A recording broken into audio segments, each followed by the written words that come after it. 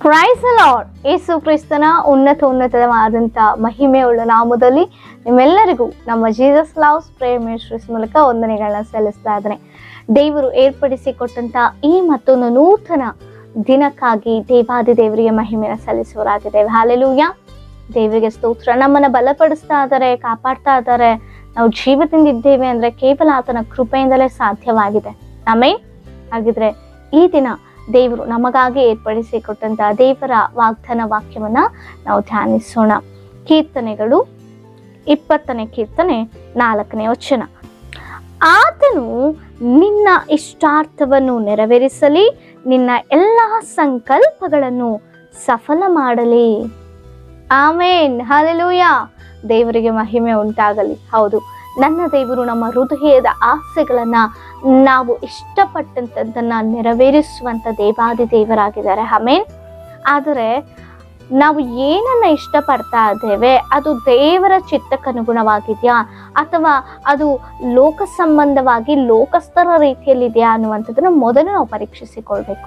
ದೇವರು ಹೇಳ್ತಾರೆ, ಲೋಕವನ್ನಾಗಲಿ ಲೋಕದಲ್ಲಿರುವಂಥವುಗಳನ್ನಾಗಲಿ ನೀವು ಪ್ರೀತಿಸಬೇಡ್ರಿ ಎಂಬುದಾಗಿ. ಅದನ್ನು ನಾವು ಜ್ಞಾಪಿಸಿಕೊಂಡವರಾಗಿ ಅದನ್ನು ನಾವು ಅನುಸರಿಸುವಂಥವರಾಗಿ ಪರಲೋಕ ಸಂಬಂಧ ಉಳ್ಳಂತ ಏನೇ ಆದರೂ ಕೂಡ ನಾವು ಇಷ್ಟಪಡುವಾಗ, ನಾವು ಆಶಿಸುವಾಗ ದೇವರು ಖಂಡಿತವಾಗಿಯೂ ನಮ್ಮ ಜೀವಿತದಲ್ಲಿ ನೆರವೇರಿಸುವಂಥ ದೇವರು. ಅನೇಕರು ಎಲ್ಲವನ್ನ ಇಷ್ಟಪಡ್ತಾರೆ, ಅದೇ ಎಲ್ಲವನ್ನ ಸ್ವಂತ ಮಾಡ್ಕೊಳ್ಳಿಕ್ಕೆ ಸಾಧ್ಯವಿಲ್ಲ, ಎಲ್ಲವನ್ನ ನೆರವೇರಿಸಿಕೊಳ್ಳಲಿಕ್ಕೆ ಸಾಧ್ಯವಿಲ್ಲ ಪ್ರಿಯರೇ. ಎಲ್ಲವೂ ನೆರವೇರೋದಕ್ಕೆ ದೇವರೇ ಬೇಕಾಗಿಲ್ಲ ಅನ್ನುವಂಥ ಸ್ಥಿತಿಗೆ ಬಂದು ಬಿಡುತ್ತೆ ಜೀವಿತ. ನೀವು ಕೆಲವೊಂದನ್ನು ಆಸೆ ಪಟ್ಟಿರ್ಬೋದು, ಆದರೆ ದೇವರಿಗೆ ಮೊದಲು ನಾವು ಕೇಳ್ಬೇಕಪ್ಪ, ನಿನ್ನ ಚಿತ್ತಕ್ಕನುಗುಣವಾಗಿ ನಾನು ಇಷ್ಟಪಟ್ಟರೆ ನೀನು ನೆರವೇರಿಸಲಿಕ್ಕೆ ಶಕ್ತನಪ್ಪ.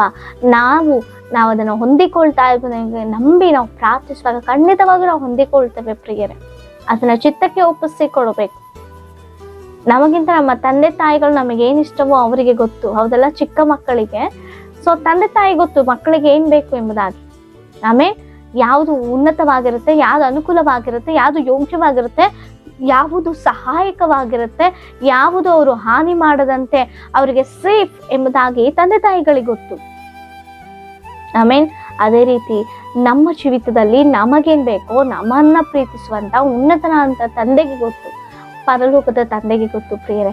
ಅನೇಕ ಕಾರ್ಯಗಳು ನೀವು ಈ ವರ್ಷದಲ್ಲಿ ನೆರವೇರಿಸ್ಬೇಕು ಎಂಬುದಾಗಿ ಅನ್ಕೊಂಡಿರ್ಬೋದೇನೋ.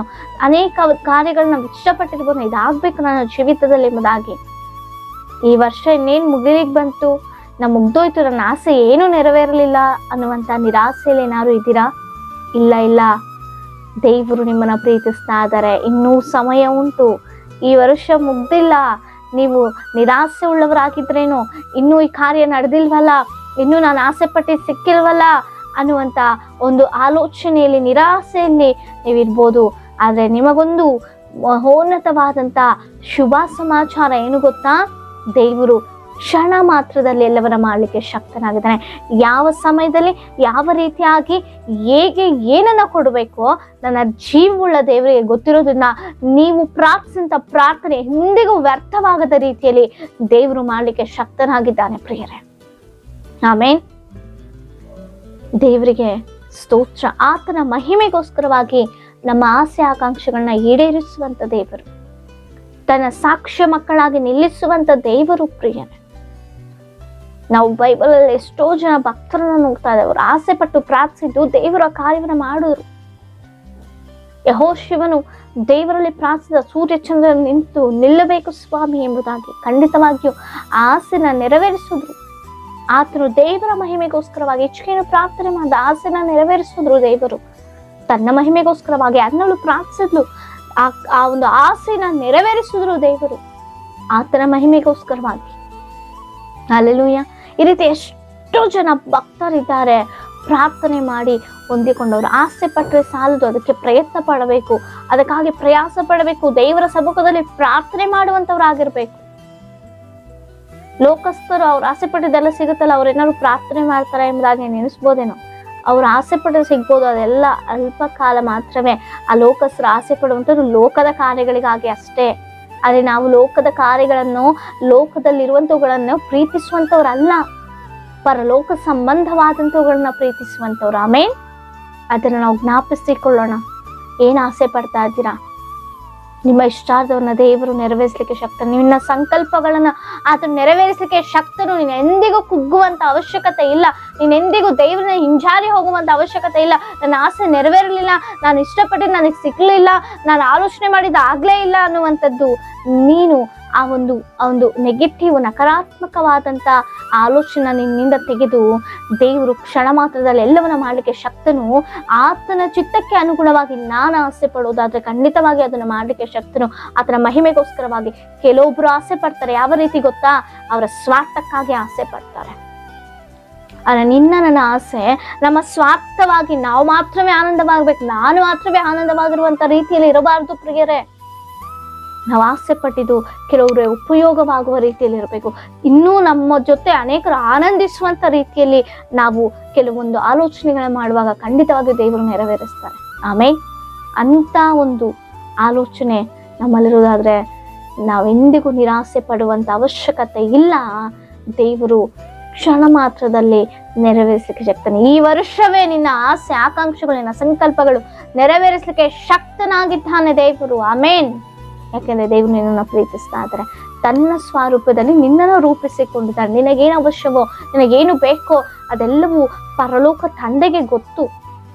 ನೀನು ಇಷ್ಟೇ ಆಲೋಚನೆ ಮಾಡ್ತಾ ಇರ್ಬೋದು, ನಾವು ಇಷ್ಟೇ ಆಲೋಚನೆ ಮಾಡ್ತಾ ಇರ್ಬೋದು, ಆದ್ರೆ ದೇವರು ಉನ್ನತವಾಗಿ ಆಶೀರ್ವದಿಸ್ಲಿಕ್ಕೆ ನಮ್ಮನ್ನ ಆಸೆ ಪಡ್ತಾ ಇದ್ದಾರೆ, ಆಲೋಚನೆ ಮಾಡಿದ್ದಾರೆ. ಆಮೇಲೆ ಆ ಉನ್ನತವಾದದನ್ನ ಹೊಂದಿಕೊಳ್ಬೇಕಂದ್ರೆ ಸ್ವಲ್ಪ ಸಮಯ ನಾವು ಎದುರು ನೋಡ್ಬೇಕು, ಸಹಿಸಿಕೊಳ್ಬೇಕು, ಅನುಭವಗಳು ಬೇಕು. ಆವಾಗಲೇ ನಾವು ಒಳ್ಳೆ ಸಾಕ್ಷಿಯಾಗಿ ನಿಂತ್ಕೊಳ್ತೇವೆ. ಆಮೇಲೆ ಅಂಥ ಜೀವಿತವನ್ನ ದೇವ್ರು ನಾವೆಲ್ಲರಿಗೂ ಒದಗಿಸಿಕೊಡ್ಲಿ. ದೇವರು ಈ ವಾಗ್ದಾನವನ್ನ ನೀವು ಆಸೆ ಪಟ್ಟಿದ್ದು, ನೀವು ಸಂಕಲ್ಪಿಸಿಕೊಂಡು ನಿಮ್ಮ ಜೀವಿತದಲ್ಲಿ ನೆರವೇರಿಸಿ ತನ್ನ ಮಹಿಮಾರ್ಥವಾಗಿ ನಿಮ್ಮನ್ನ ನಿಲ್ಲಿಸ್ಲಿ. ನಿಮ್ಮ ಏನೇ ವಿಜ್ಞಾಪನೆಗಳಿದ್ರು ನಮಗೆ ತಪ್ಪದೆ ಕಮೆಂಟ್ಗಳ ಮೂಲಕ ತಿಳಿಸಿಕೊಡಿ. ನಿಮಗಾಗಿ ನಾವು ಪ್ರಾರ್ಥಿಸುವರಾಗಿದ್ದೇವೆ. ಸೊ ಪ್ರಾರ್ಥನೆ ಮಾಡಿಕೊಳ್ಳೋಣ. ಪರಿಶುದ್ಧ ಅಂತ ದೇವರೇ, ಉನ್ನತನಿಗೆ ಸ್ತೋತ್ರ. ಜೀವವುಳ್ಳ ಜೀವಾಧಿಪತಿ ಅಂತ ದೇವರೇ ವಂದನೆ. ಅಪ್ಪ, ನಮ್ಮ ಇಷ್ಟಾರ್ಥವನ್ನ, ನಮ್ಮ ಸಂಕಲ್ಪಗಳನ್ನ ನೆರವೇರಿಸಲಿಕ್ಕೆ ಶಕ್ತನ ಅಂತ ದೇವರೇ. ಅಪ್ಪ, ಯಾರೆಲ್ಲ ಈ ವಾಗ್ದಾನ ನೋಡಿ ಅನೇಕ ಆಸೆ ಆಕಾಂಕ್ಷೆಗಳಿಂದ ಅಪ್ಪ ಈ ವರ್ಷ ಮುಗೀತು ಅಂತ ನಿರಾಸೆಯಿಂದಿದ್ದಾರೆ, ಅವರ ಜೀವಿತದಲ್ಲಿ ನಿನ್ನ ಮಹೋನ್ನತವಾದಂತ ಕಾರ್ಯವನ್ನು ಮಾಡಿ ಸಾಕ್ಷ್ಯ ಮಕ್ಕಳಾಗಿ ನಿಲ್ಲಿಸು. ಈ ಒಂದು ವಾಗ್ದಾನ ಅವರಿಗೆ ಆಶೀರ್ವಾದಕರವಾಗಿರಲಿ. ಅನೇಕರಿಗೆ ಅವ್ರು ಹಂಚಿ ಅನೇಕರಿಗೆ ಸಾಕ್ಷ್ಯ ನಿಲ್ಲಂತೆ ಕೃಪೆ ಮಾಡಿಕೊಳ್ಳಿ. ಈ ವಾಗ್ದಾನ ನಮ್ಮೆಲ್ಲ ಆಶಿಷ್ಟು ಬಲಪಡಿಸು. ಯೇಸುವಿನ ನಾಮದಲ್ಲಿ ತಂದೆಯೇ, ಆಮೆನ್. Price the lord.